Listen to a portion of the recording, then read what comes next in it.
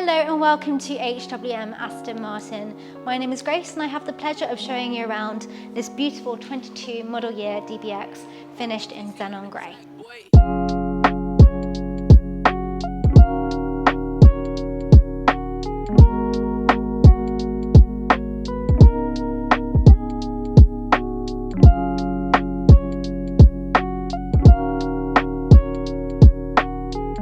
So allow me to take you through some of the main features of this DBX. So this car has both an upper and lower black body pack.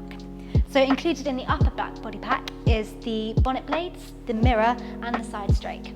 In the lower body pack we have a side strake, front splitter and rear diffuser.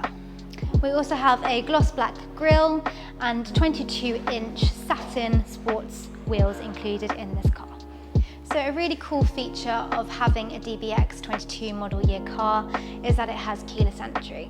So I don't have the keys on me currently. I'm unable to get into the car. But if I pick up the keys and I have them in my hand, I just need to click here and the car will open. Also, to shut the car whilst holding the keys, I just need to click this side of the handle and it will close itself.